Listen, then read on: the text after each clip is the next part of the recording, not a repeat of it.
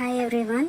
ಇವತ್ತು ನಾವು ಮಕ್ಕಳಿಗೆ ಈವ್ನಿಂಗ್ ಅಥವಾ ಮಾರ್ನಿಂಗ್ ಟೈಮಲ್ಲಿ ತುಂಬಾ ಸಿಂಪಲ್ಲಾಗಿ ಕರ್ಬೂಜ ಹಣ್ಣಿನ ಜ್ಯೂಸನ್ನ ಹೇಗೆ ಮಾಡೋದು ಅಂತ ನೋಡೋಣ. ಮೊದಲಿಗೆ ಒಂದು ಕರ್ಬೂಜ ಹಣ್ಣು, ಹಾಲು, ಸಕ್ಕರೆ ಮತ್ತು ಏಲಕ್ಕಿ ಪುಡಿ ತೊಗೋಬೇಕು. ಕರ್ಬೂಜ ಹಣ್ಣನ್ನ ಕಟ್ ಮಾಡಿಬಿಟ್ಟು ಅದರೊಳಗಡೆ ಇರುವಂತಹ ಬೀಜಗಳನ್ನು ಸಪ್ರೇಟ್ ಮಾಡಿ, ಆಮೇಲೆ ಚಿಕ್ಕ ಚಿಕ್ಕದಾಗಿ ಕಟ್ ಮಾಡಿಬಿಟ್ಟು ಕ್ಯೂಬ್ಸ್ ಥರ ಕಟ್ ಮಾಡಿ ನಾವು ಮಿಕ್ಸಿ ಜಾರ್ಗೆ ಹಾಕೋಬೇಕಾಗುತ್ತೆ.